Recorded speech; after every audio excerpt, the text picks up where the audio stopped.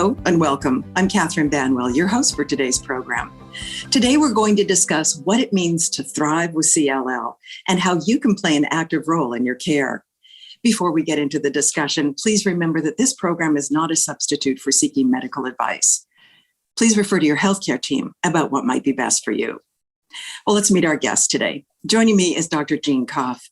Dr. Koff, welcome. Would you please introduce yourself? Hi, I'm Dr. Jean Koff. I'm a lymphoma and CLL specialist from Emory University, and it's a pleasure to be with you here today. Thank you for taking the time to join us.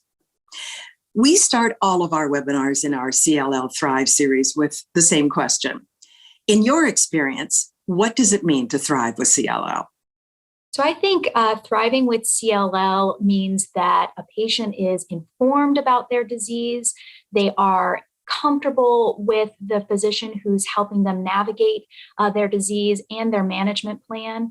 And their management plan, whatever that may be, is really allowing them to focus on their life outside of CLL. So keeping their symptoms to the absolute minimum, their physician keeping them informed about their disease progress or lack thereof in terms of keeping the disease at bay, so they can focus on all of those things that bring them enjoyment outside of the CLL world. That's great. Thank you for your perspective. One part of thriving with CLL is managing the symptoms of the disease. What are the common symptoms of CLL? So one thing that I see with nearly all of my CLL patients, regardless of where they are in their CLL journey, and regardless of whether they need active medications to manage their CLL, is some degree of fatigue. And this can range from just mild fatigue that patients notice that they need a little bit of a breather in the middle of the day, to needing more sleep at night, to not being able to exercise as much as they're used to. And that is by far one of the most common symptoms we see, again, whether or not their disease needs medication to manage it. The classic symptoms of CLL that often let us know that it's time to start medical management are not just this fatigue, but the classic symptoms are B symptoms. And we describe those as fevers, night sweats, and unintentional weight loss. Those are very common. And then some patients with CLL will also have what we call palpable lymphadenopathy, which is our term for lymph nodes that are enlarged that you can feel. And the most common places to feel these in the body are along the neck, under the arms, and in the groin. Right. Okay. How are symptoms treated? So if your symptoms progress to the point that your doctor thinks you need medication, they're becoming disruptive to your life, or they are getting worse and worse over time, then there are a variety of medications that we can use in CLL. And this is actually a very exciting field. Right now, the state of the field is that most patients who are starting on their first treatment for CLL will use some sort of oral medication, and that may be accompanied by an IV, what we call monoclonal antibody, or it may not. But one thing that has really changed, even since I very first started practicing, is that we no longer commonly use what I would call conventional chemotherapy to treat CLL, even though this was the standard of care just a few years ago.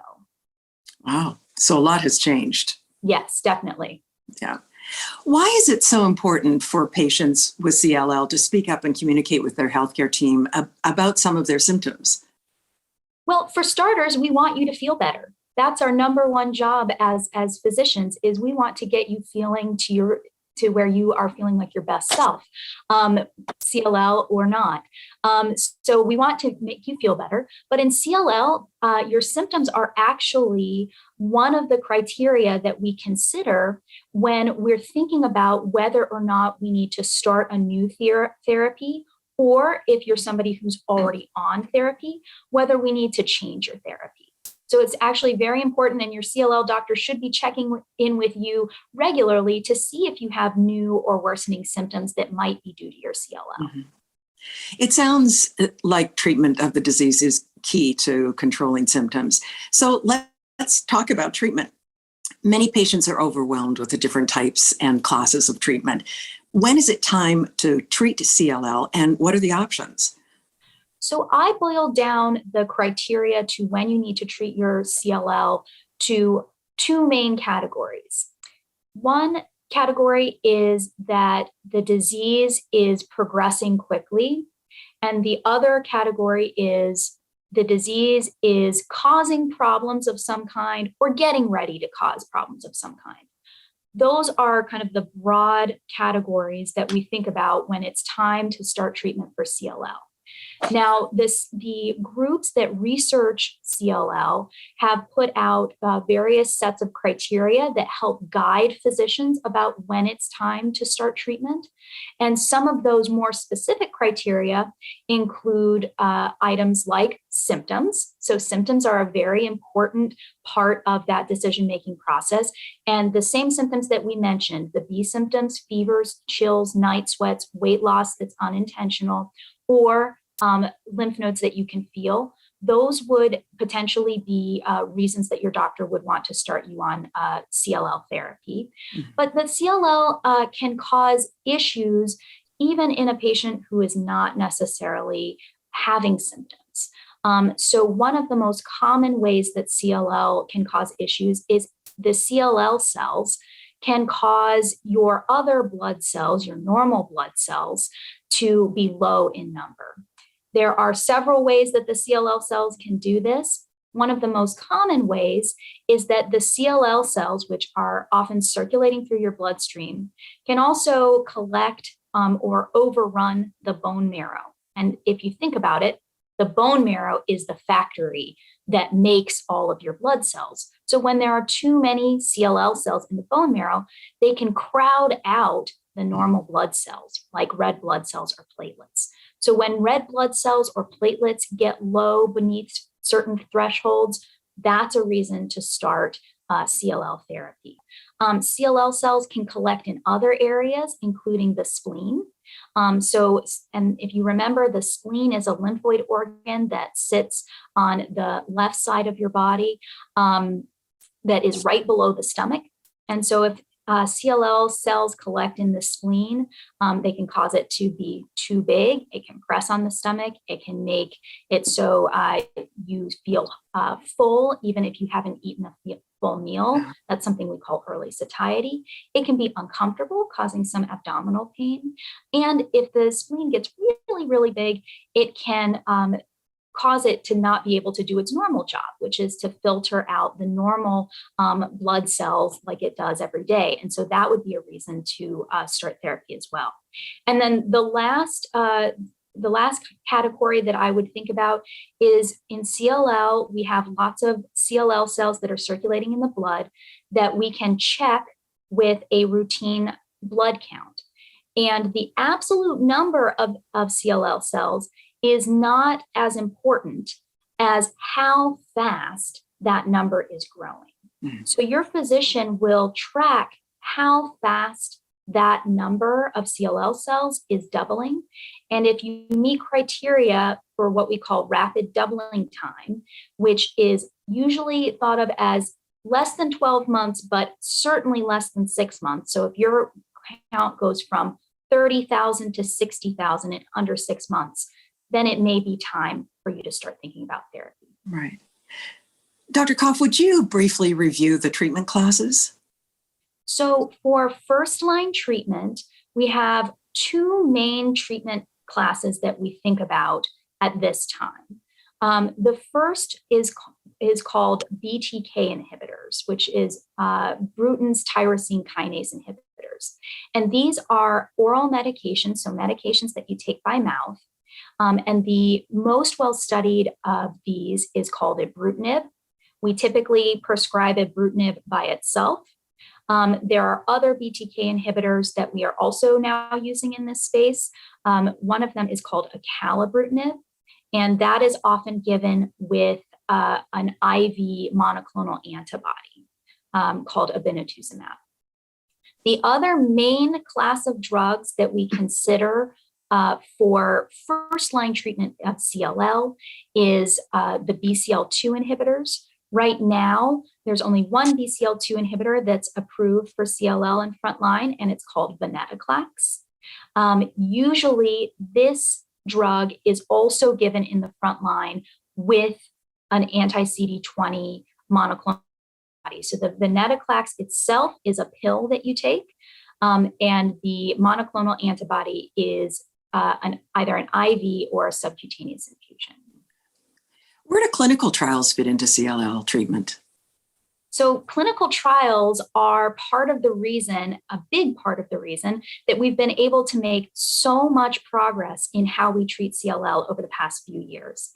Clinical trials are how we figure out what treatments work for CLL, how patients feel on them, what sort of adverse events or side effects they have on individual treatments, and which treatments do better for keeping CLL symptoms under control, keeping disease under control, and allowing patients to live longer and have a higher quality of life with their disease. Are there any other options available for CLL patients? So there are other options. A clinical trial, if that is available to you as a patient, is nearly always a good thing to consider if you have CLL, because the vast majority of patients will not be cured by their treatment for CLL, meaning that even though the treatments we have usually work for a very long time in most patients, ultimately the CLL will at some point, perhaps years down the road, progress and need another therapy. For that reason, we know we can do better. And we are hoping that the next clinical trial is going to lead to that discovery of a new agent or a new combination of agents that will allow patients to live longer with a better quality of life with CLL. Mm-hmm. So that's always a good option to consider. Mm-hmm. What are the common side effects of treatment, and how are they managed? So each of the different classes of agents has a different profile of side effects. The BTK inhibitors, the first class that I mentioned with ibrutinib and acalabrutinib, are usually very well tolerated. The most common side effects that we tend to see are things that patients can feel or see, but also things that we can see on the labs when we're monitoring patients. So sometimes you can see lower platelet counts or low cell counts with ibrutinib. That's something that you may not notice, but your doctor is going to notice on the blood count when you come to the office. Sometimes ibrutinib can cause a rash or GI upset. This is usually easily with supportive care from your physician. And then some more common effects of the BTK inhibitors include joint pain and headache. And again, many physicians, because we've been using these BTK inhibitors for some time, have a good regimen for treating these side effects. More uncommon side effects of BTK inhibitors, particularly ibrutinib, that we look out for would be abnormal heart rhythms and some tendency for bleeding. But these are relatively uncommon, and with newer BTK inhibitors, we're seeing lower rates of these side effects. So in terms of venetoclax side effects, we have a little bit of a different profile. This agent is much more likely to cause lower cell counts, especially in a white blood cell count known as the neutrophil count. And so your doctor will be monitoring you for that. In terms of patient side effects that you can feel, it can cause a rash. It can cause some GI upset. These are usually relatively easily managed, but we want you as the patient, if you're on venetoclax, to talk to your doctor about these side effects so that they can help you feel better and help you manage those. In terms of the anti-CD20 monoclonal antibodies, which we use a couple in CLL more frequently, they have very similar side effect profiles. So one is rituximab and one is obinutuzumab. Obinutuzumab is usually used in combination with venetoclax in frontline CLL. Like I mentioned before, this is an infusion. And most of the side effects that we think about and most commonly see in these anti-CD20s are side effects that patients have during the infusion. And these are referred to as an infusion reaction, and these are relatively common, around 30% in these anti-CD20 monoclonal antibodies. So what does an infusion center reaction, what does an infusion reaction look like? This looks sort of like an allergic reaction. So your nurses in the infusion center are going to be monitoring you very carefully once you start the infusion, and they're going to start it at a low dose very slowly. But the side effects that they're monitoring for, they're looking for changes in your heart rate or blood pressure.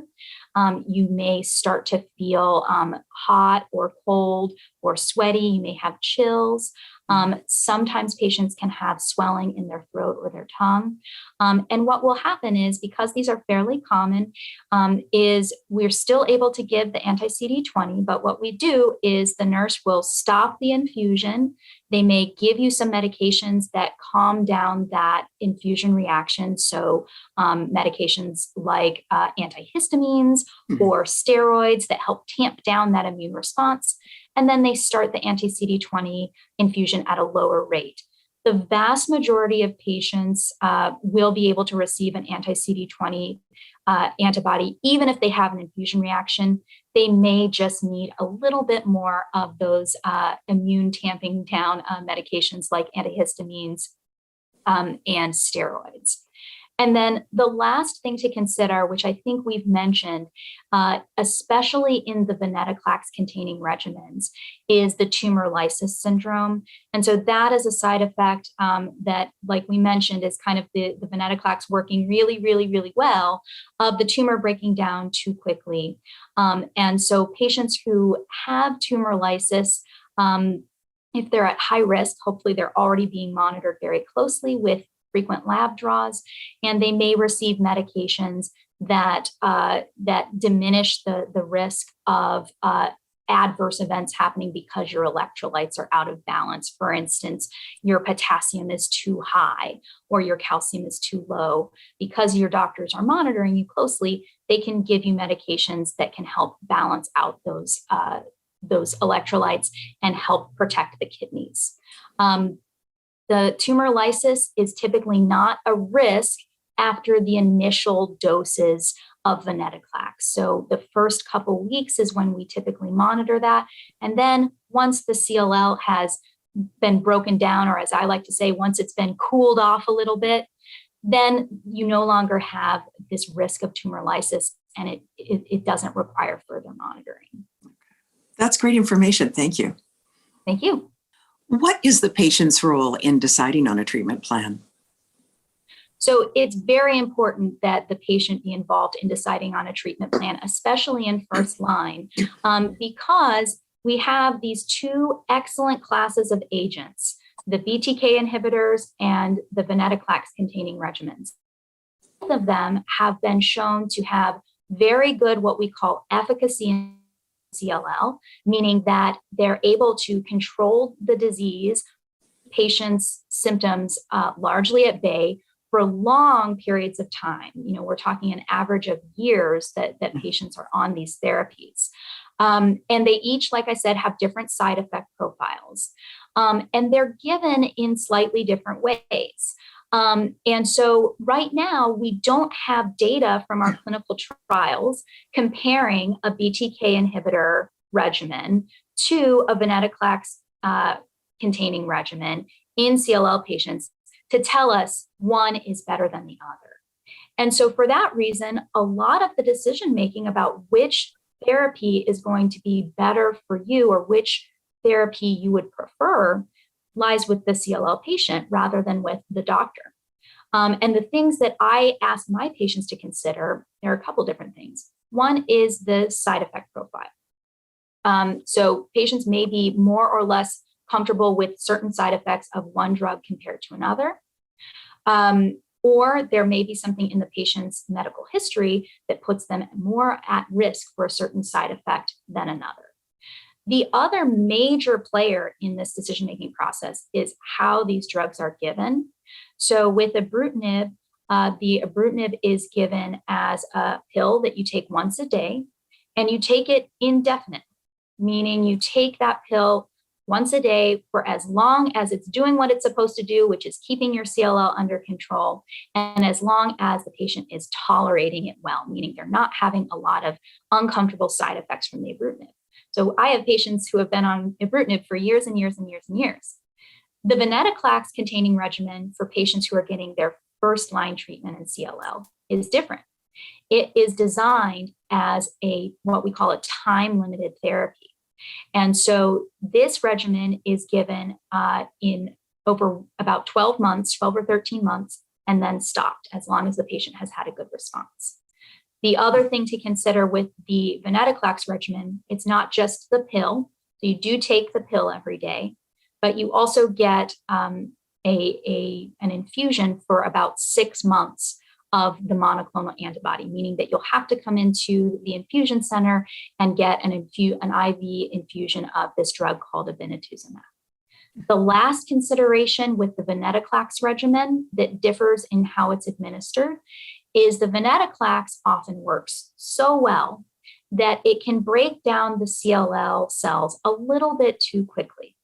And so for patients who have a very, very high white count or large lymph nodes due to their CLL, there is a risk of something we call tumor lysis syndrome, which refers to the process where the tumor cells break down very, very quickly, and they produce molecules that are released into the bloodstream that can be dangerous if they get too high or too low.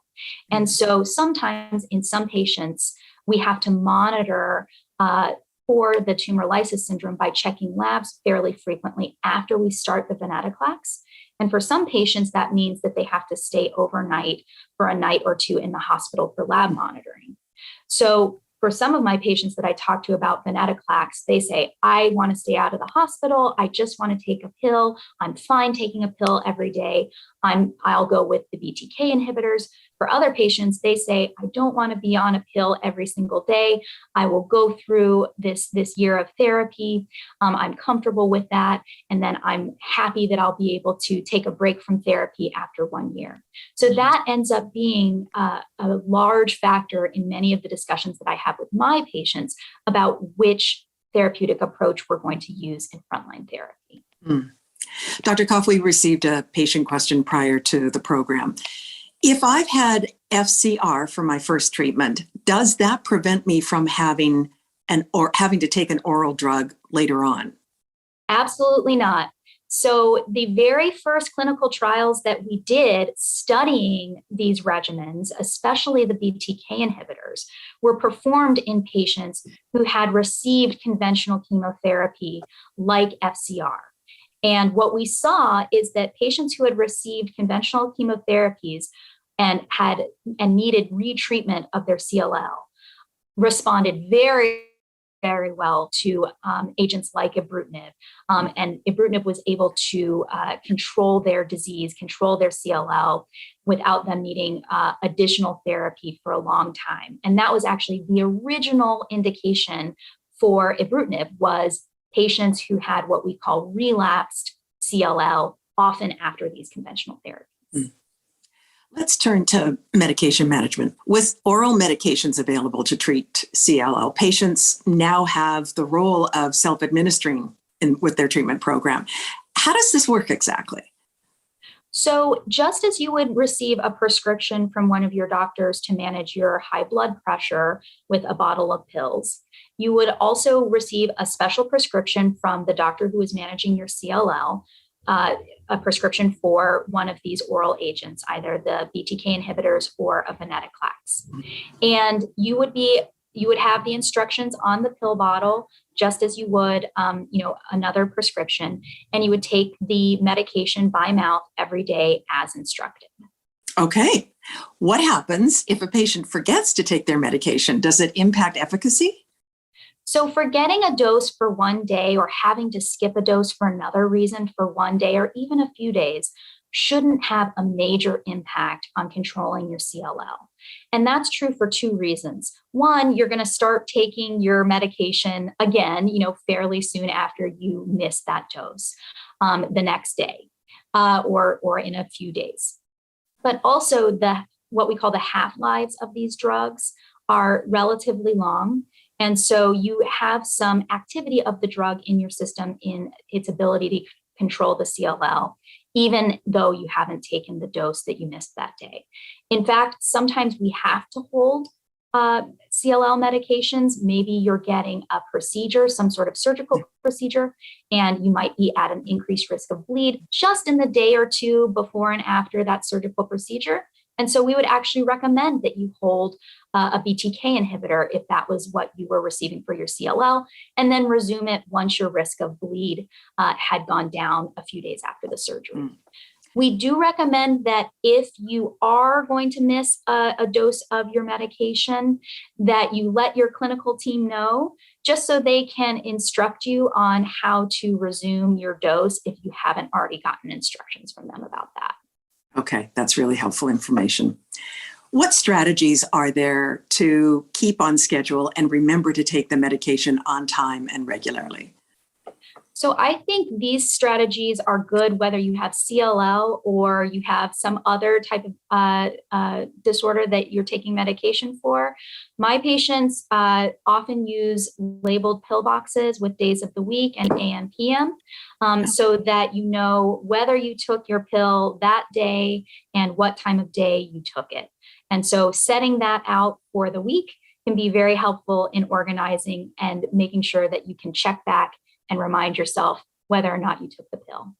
Mm-hmm. How are patients monitored during treatment?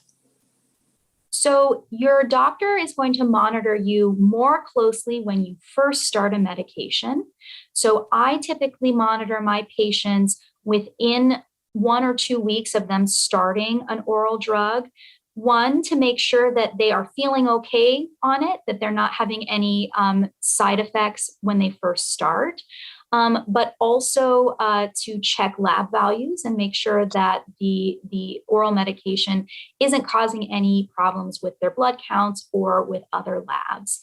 Then once we've established that they're doing well on the medication, maybe they've come in every couple weeks for a month or 6 weeks, we start to space out those visits. I usually see my patients who are on active therapy about every 3 to 6 months.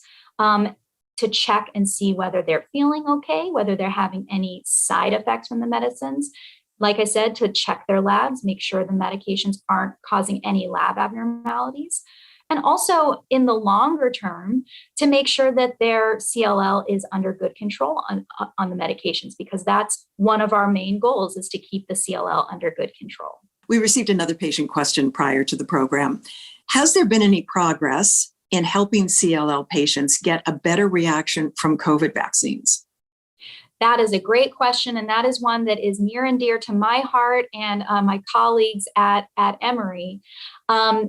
You raise a really good point, which is that CLL patients have altered immune systems just by virtue of their CLL. The CLL cells exert their influence on other immune cells and can cause your immune system not to respond to infections or immunizations the way it normally would. That's without any medications in the mix. Now, when we look at patients who are on medications like the ones we've been talking about, the BTK inhibitors, venetoclax, but especially the monoclonal antibodies that react against CD20, we see that those patients really do not have an optimal response to vaccines, especially the COVID vaccine, meaning that patients who receive the COVID vaccine while they're on that therapy, or even within 12 months of receiving a monoclonal antibody, often don't mount the same strong immune response as somebody who's not on those therapies. So luckily, we don't have to just depend on the vaccines.